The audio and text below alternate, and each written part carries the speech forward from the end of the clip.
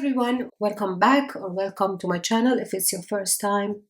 I want to do a quick VR to the tag Indie Decks I Love, which was created by Amy over at Intuitive Whispers. This tag got me very excited when I watched it the first time. I watched the VR by my friend Julia over at Highly Sensitive Tarot, and I really liked her video. I will put a link to her video in the description box as well as a link to Amy's video. I just got really excited to show you guys the indie decks that I'm working with right now.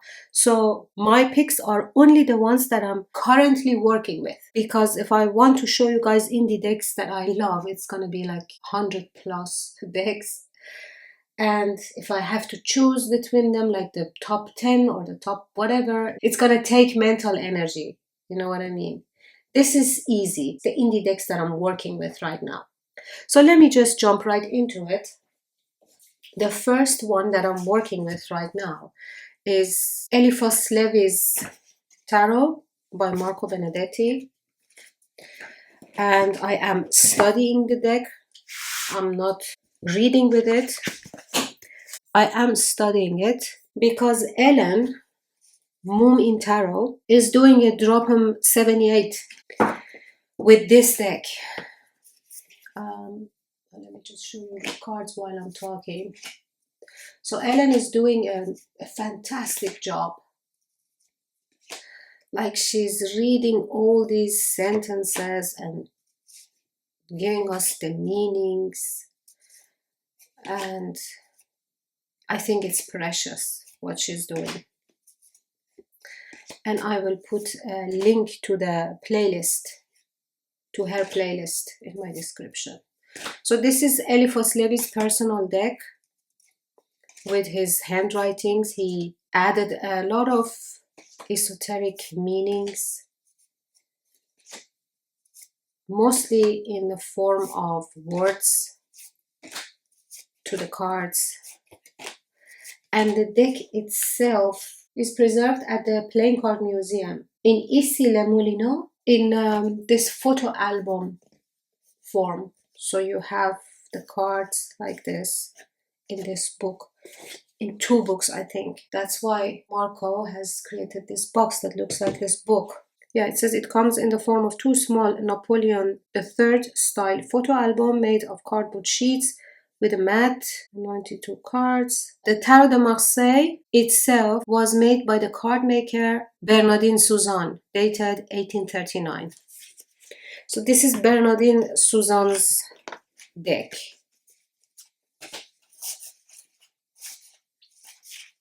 And it's gorgeous. The cardstock is amazing. Everything about this deck is so special. But as I said, I'm just studying it right now with the Drop'em 78 that Ellen is doing. And it's fascinating. I'm really enjoying it. So this is the first deck that I'm currently busy with and appreciating big time. Next is another Marco's deck, Tarocco Milanese Bordoni. It's a stunning deck that I'm not doing readings with. I'm just choosing a card, 1 card or 2 cards per day as a significator or as a subject. And I meditate on it. I meditate on it in a sense of getting a download of questions. This is a practice that I've been doing for some time. I should make a video about it. Anyways, so I go through the deck and I pull 1 card. I choose a card, you know. I don't pull a card randomly or shuffling the deck. I just choose a card and then I meditate on it. I love the pips on this deck. I meditate on it, then I come up with some prompts, and then I use another deck which I'm going to show you now. I use another deck for reading with it. The other deck that I'm using for readings with it is the Juno and Jupiter Tarot. This side of it, because it goes really well visually. It just works really beautifully. So yeah, this deck is gorgeous. It's one of Marco's most beautiful decks, and it has Baratini, which is this paper that covers the backs and comes to the fronts and creates a border around the cards, not only for the aesthetics but also for protection.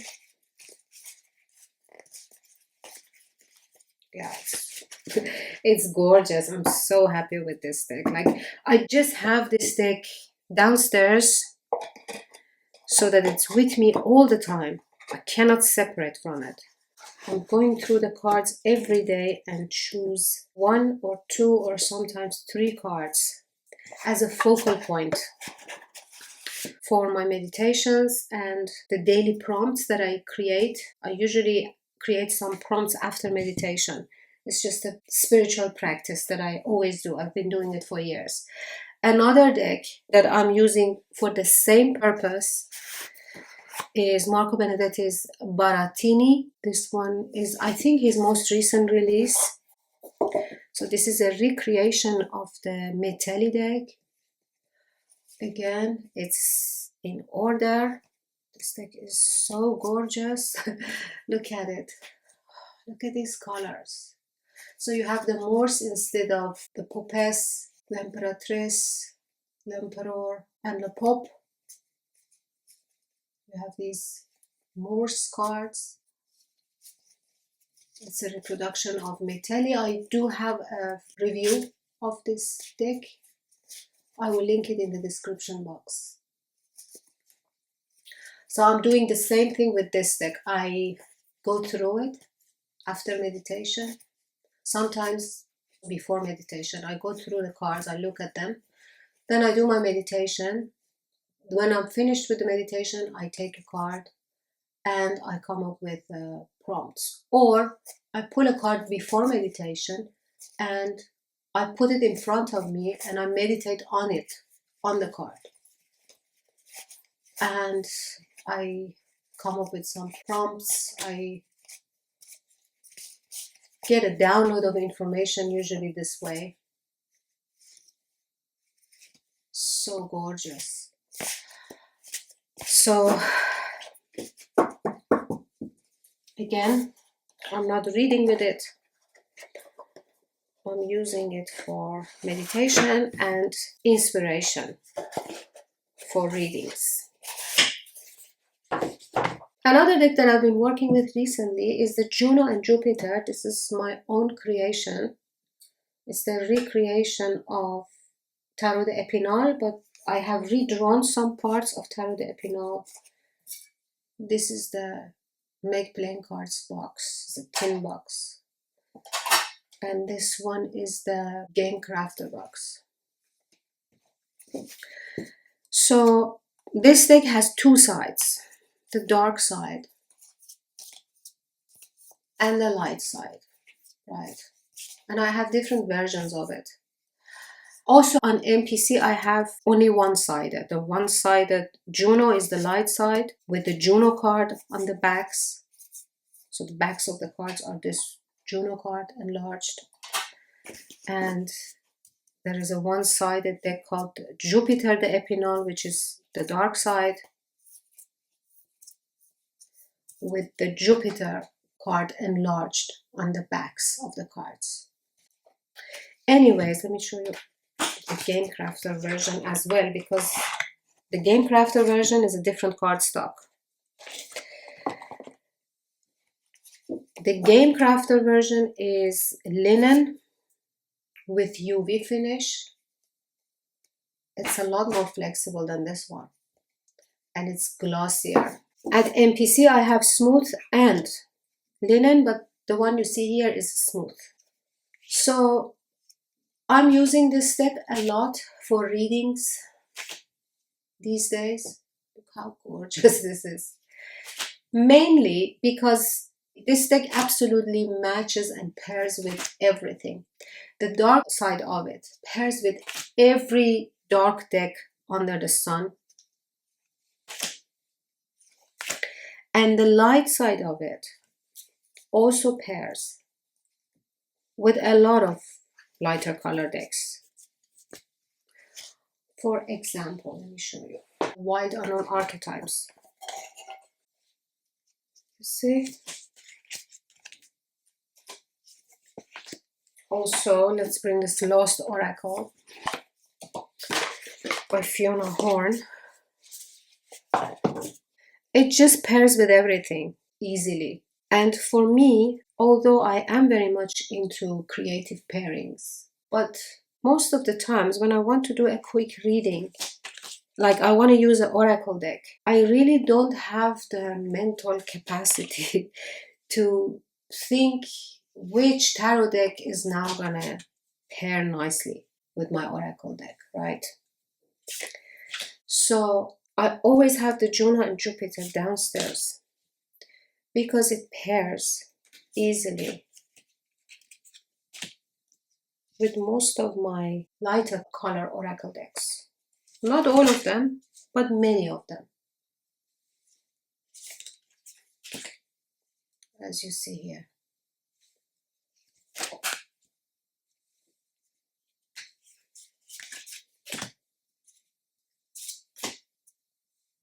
See?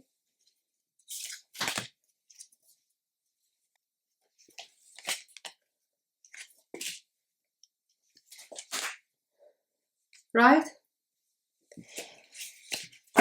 And the dark side is even better. The dark side is extremely versatile. Let me show you. So now it's November. I have a lot of darker oracle decks in my fall basket downstairs. I'm going to show you some of them. The Shadow of Darkness, for example. Right? I have the Shadow of Darkness. So let's say I want to quickly pull a card from Shadow of Darkness and pull a few tarot cards with it. This is my to-go tarot deck. See? It pairs it with everything beautifully, and because it is a Marseille deck, energetically also it pairs with everything easily, especially the pips. Right?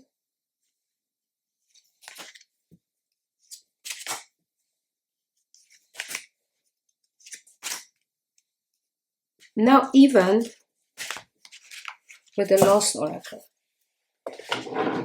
I have not tried it with the Lost Oracle, but I have an idea.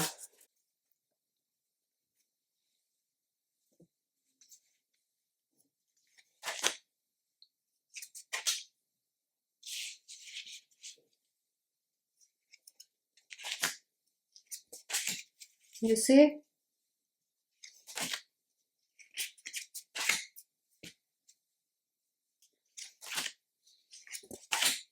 It's so interesting how it goes with absolutely everything.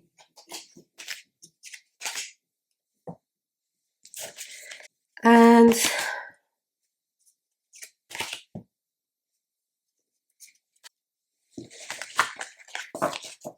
Mushrooms Daily Dose of Wisdom. I really like this deck. This is a mini deck. And it's gorgeous. Let's do it like this. This video turned into a pairing video, but it's because I want to show you why I'm using Juno and Jupiter all the time. I just brought out the Samhain Oracle, Seasons of the Witch, right? I want to pull a card from this. I don't have to think. This is what I do. Look at this.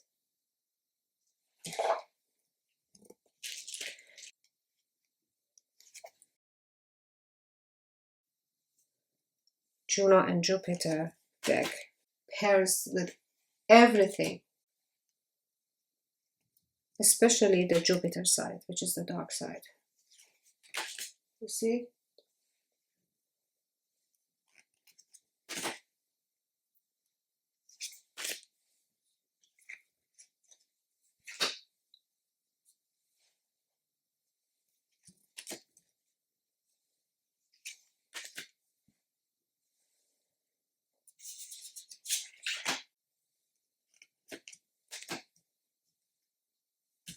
Right?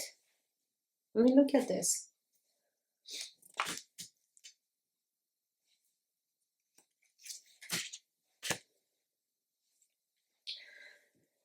And then let's go with a completely different aesthetic now.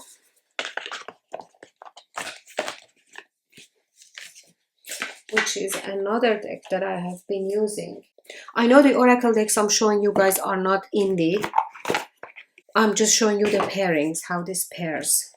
So another deck that I've been using is the Runic Oracle by Richard Lister. A very interesting runic deck. Although I am not, let's remove these. Although I am not a big fan of this type of digital art decks at all. But the Jupiter deck is making it interesting to read with, as you see.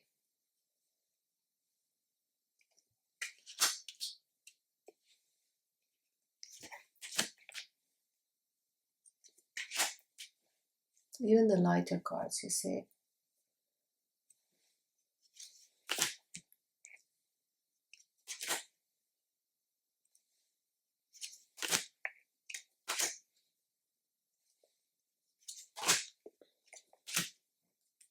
And I really like reading with a runic deck and a Marseille together.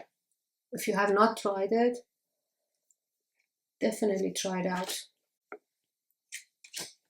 These two give such incredible readings. Like first when I received this deck from Rockpool, I wasn't so happy about it. They just sent it to me, and as I said, it's a beautiful deck and the write-ups are amazing. The guidebook is incredible. But I really am not into digital art. It's just a personal thing. And I wanted to give it away. But then I thought, oh, let me try my trusty Jupiter deck. And boy, I'm so glad I did, because these two read together. Oof, the readings I'm getting out of these two are so unique and outstanding. You see? Okay, so that is why this one has been downstairs on my reading altar and this one has been upstairs in my office. And I'm using them both the whole time. I have two more to show you guys. Two more indie decks. I'm done with this. Just wanted to show you what I mean when I say this deck, this Juno and Jupiter deck, pairs with everything. And I got carried away. I will put the link to these decks in the description box. So this one is on Game Crafter.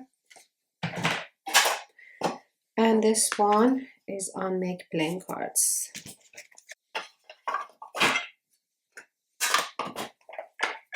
The next two, the Lubanko Tarot, the indie version, I took it out at the beginning of the fall and then I did not put it back. And now that, look at this.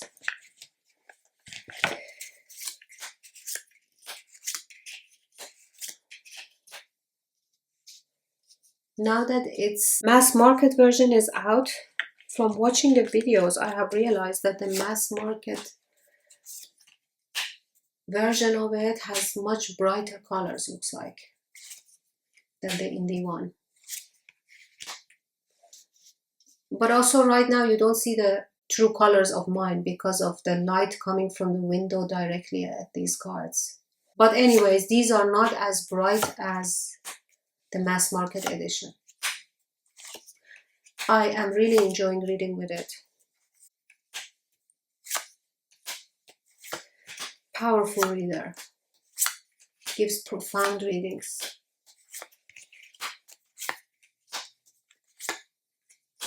And I have been pairing it with this mushroom deck. I've been pairing it with the Lost Oracle.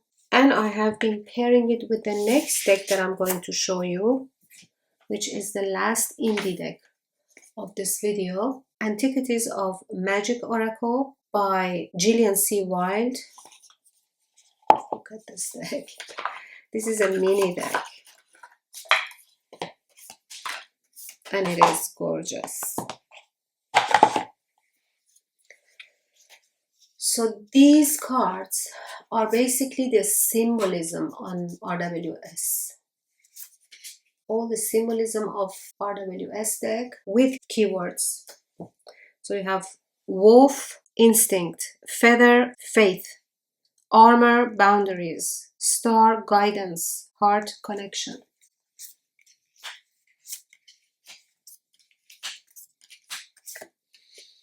And this is another indie deck that I have been using. It comes edged.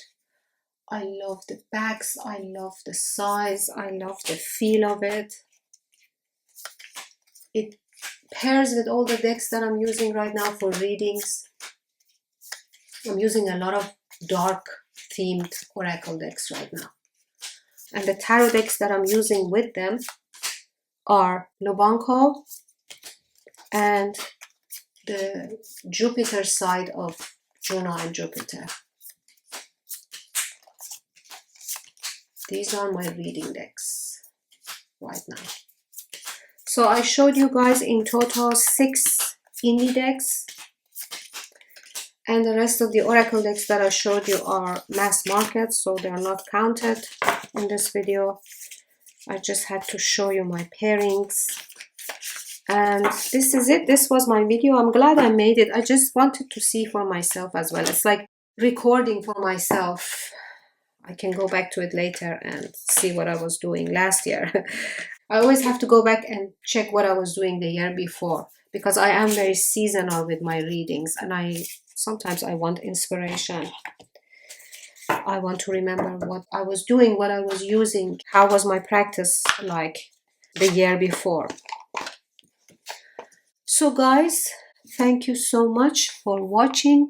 Thanks Amy for creating this tag, and Julia for introducing me to this tag. Let me know what are your thoughts. Also let me know which one of the indie decks I showed you and which one of the pairings I showed you guys was your favorite. Peace.